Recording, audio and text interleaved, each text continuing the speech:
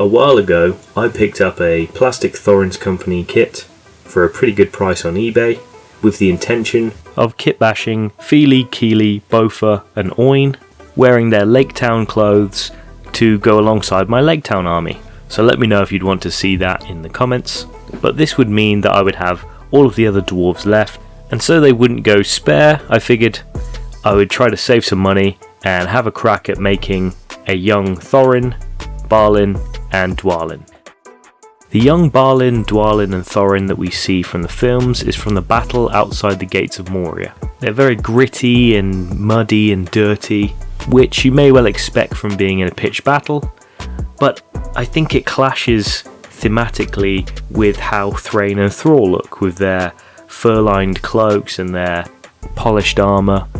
It's just a bit jarring visually. So I wanted to draw inspiration from the scene in the prologue at the start of An Unexpected Journey where Smaug attacks Erebor, as I much prefer this visual aesthetic. I'm Joe from We're Just Wargamers, and here's how I kitbashed a young Balin, Thorin and Dwalin. The first out of the three best friends that I was going to take a crack at was young Balin. Let's have a look at the prologue and see how young Balin appears. So just like his older self, young Balin likes to wear red. He's got lots of red and orange tones, but he does seem to have some kind of golden or off-white filigree on his sleeves. This is a really nice touch, and that would help make him more visually distinct from his older self, so I'm definitely going to be borrowing that in this conversion. Now you can't really tell from the scenes, but looking at this set photo you can see that he has his distinctive curly toed shoes. He almost looks like the Iron Sheik, so they will definitely be coming into play. Unlike his older self though, he has these really big thick leather gloves. I wanted to deviate from the pose of Balin so that he would be visually distinct, and I was drawn to Dori. They're of a similar stature, and Dori has those big thick gloves that are really going to help. To start the conversion, I removed Dori's flail, knife, head and leg. This would give me a nice blank canvas to start from. The only features that I wanted to transfer from the older Balin was of course his face for his likeness and his pointy shoes. Plastic glue was used to affix his head and the shoes in place. This would give a strong bond but also a longer drying time, which meant that I could manipulate them into the pose that I wanted. The change in shoes also meant that Balin's height was slightly diminished, which is good because he's one of the shortest dwarves. For his weapon, I've never really been a big fan of the weird sword mace thing he uses, and because of the way that the older pose was sculpted, there's no real way to remove it and keep it intact, so fortunately I could use a different sword. This is a 3D printed dwarf sword. I'm not exactly sure where it's from. If you know, drop it in the comments. It looks quite long when Balin's using it, but it's okay because his weapon counts as a hand and a half weapon anyway. To finish off this conversion, I decided to deviate somewhat from the source material and give him a fur pelt over his shoulders. The shoulder pelt is something that you see all the way through the Erebor civilians. You see it on Thrall and Thrain and Thorin, and I just felt like this would help tie him together, and also I just really like it. On to the painting stage. So the previous owner had primed all of these in white, so to boost the contrast further down I used some Agrax Earthshade wash initially. I laid some base tones of wine red and orange to establish that kind of colour palette from those still images. A sepia was used for the filigree areas. These are all very warm tones, so I wanted to bring in some cooler tones, so any leather was painted a kind of bluish grey. I made sure that the toe caps were gold, and any filigree patterning was picked out with a very fine tip marker. And without further ado, I'll show you the finished Balin.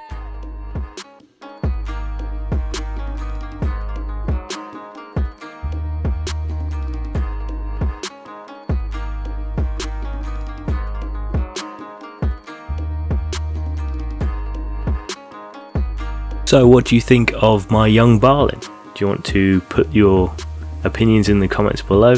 Seeing the footage this close up, I realise how wide his eyes are, like he's in shock, but I suppose seeing a dragon would do that to you. But yeah, I really like the rich colours of this one. And we'll move on to our next youngster, which is Dwalin. Now Dwalin isn't in this epilogue, So this conversion is pretty much all my artistic license and interpretation of what I think Dwalin would look like at this time. The only thing we see in Moria is that he has a breastplate on, and he has a kind of mohawk because his hairline is receding before it goes fully bald when he's in Thorin's company. This version of Dwalin doesn't have a two-handed weapon. Instead, he just carries his axes Grasper and Keeper. Grasper. Keeper. The Thorin's company miniature has them slung across his back, so the first thing I did was pop them off before I decapitated the miniature. As this would be my interpretation of what I think a young Dwalin would look like at this stage, I looked around for some inspiration, and I really liked the DVD extended edition extras where Graham McTavish explains that he considers Dwalin to be a professional soldier. That was really important in the foundations of this conversion. Kick-ass warrior. He's a professional soldier. So looking around in my bits box for a dwarf-sized miniature that looked like a soldier, I found this monstrosity. The base of this conversion, which I was going to steal, was a Thorin King Under the Mountain. This would be a really nice base for the miniature because they're a similar stature, they're quite lanky for dwarves. It has the fur-lined kind of sleeveless robe, which lots of Ereborians seem to have. And also, as an added bonus, the breastplate that Thorin King Under the Mountain is wearing is incredibly similar to the one that young Dwalin wears. I removed the head and the arms, cleaning up the fine cast resin with a hobby knife before I attached Dwalin's head. Next, I would need to source some arms holding axes so I could take the axe heads of Grasper and Keeper and fix them in place. For this, I utilised the Gloin plastic miniature. The arms were sawn away and attached at the shoulder. The differences I made was the posing of the left arm. Gloin is sort of angling it down facing the ground. I wanted to pose it up like Dwalin was parrying a shot. The right hand was also repositioned, so he's not holding it off to the side like he's just windmilling his axes. It actually looks like Dwalin is now bringing the axe down on his foe in front of him. One added benefit of using Gloin's arms is that his axes are visually distinct. This would also mean that Grasper and Keeper were also visually distinct from one another. The only sculpting I needed to do was to extend the fur further over his shoulders and to replace the bits of his beard that were missing from when I'd sawn his head off. Oh, and of course his receding hair mohawk. On to the painting then, and I wanted to use green for the robe because that was the largest part of the miniature and Dwalin seems to always be wearing green. Here we have our finished Dwalin.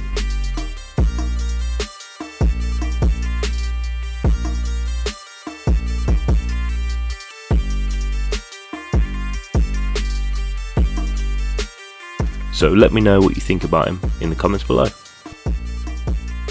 Moving on to the Prince of Erebor himself, young Thorin. Young Thorin features, as you might expect, quite heavily in the prologues. We have lots of source material to examine.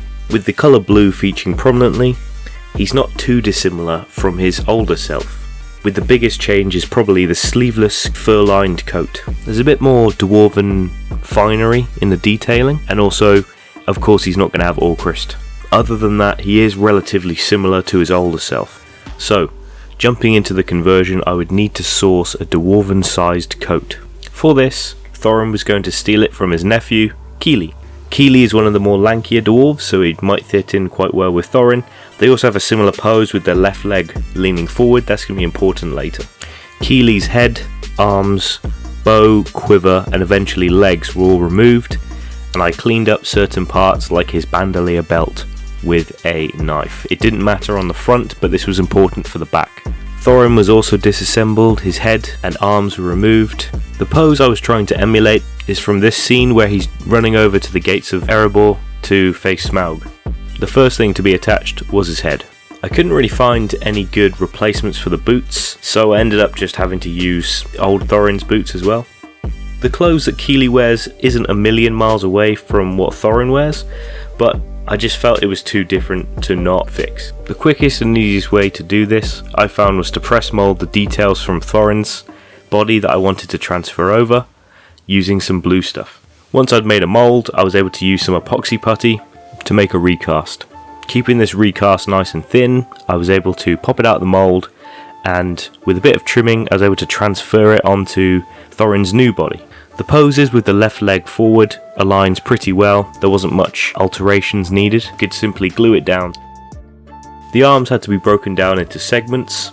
The old Thorin pose has his arms crossed. This wasn't really going to translate well to the conversion that I wanted to make. So the arms were broken down to 3 segments, the sleeve and the wrist, and of course the hands were removed because they would no longer be needed. Reaffixing them to the shoulders of the Kili robe, this would give me maximum ability to repose. The hands were sourced from various dwarf kits. I think there's some dwarven ranger kits. I had another one of those 3D printed swords, so that would be used for the right hand. This matches up very well with actually what we see in the prologue, so I was quite happy with this. With the basic shape of the conversion completed, I could start the sculpting work to blend the kits together and to add the additional detail. Out of the 3, this was definitely the most demanding in terms of the sculpting. I had to fix the tunic in places, I had to sculpt the fur pelt on his shoulders. Keely's trench coat has a kind of split in the back. This was also sealed up and connected using epoxy putty. This conversion also could be a base for a Thorin with his kind of fur-lined coat that you see sometimes in the films. With the sculpting work complete, I could transition over into the painting phase. The biggest challenge for this paint job was probably making all of the different blues unique. This was tricky, but I was able to use the silver embroidery. This would put a kind of border on each of the materials and help them stand out on the model. The last design choice was for Thorin's shield. Obviously, I didn't think that the actual oaken shield would look correct, given that he's all in his fancy clothes. So I decided to use this one from, I think it's the Dwalin. It has a ram with a crown on it, so very regal and very dwarven. I think it looks great. So here is my finished Thorin model, all painted up.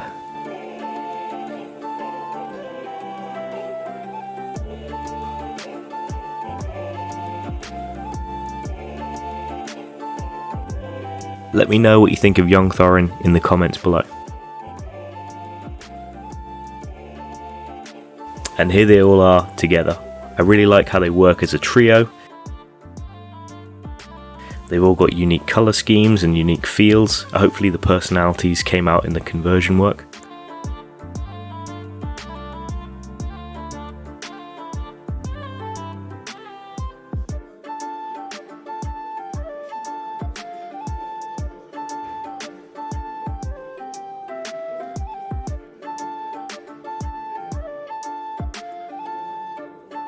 Really happy with how these guys turned out. I really want to just chuck them on the table and throw some dice around with them.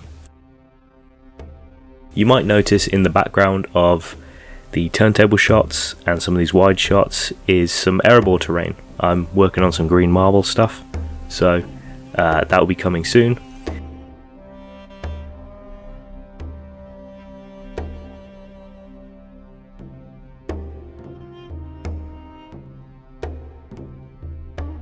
Make sure you subscribe if you enjoyed the content. There's tons more to watch. Make sure you hit the bell so you don't miss anything. Feel free to join the Discord. It should be linked in the description below. Really awesome community with some great people in there.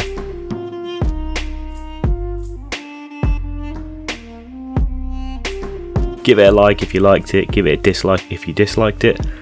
I've been Joe from Windrush Wargamers, and with any luck, I'll see you in the next one.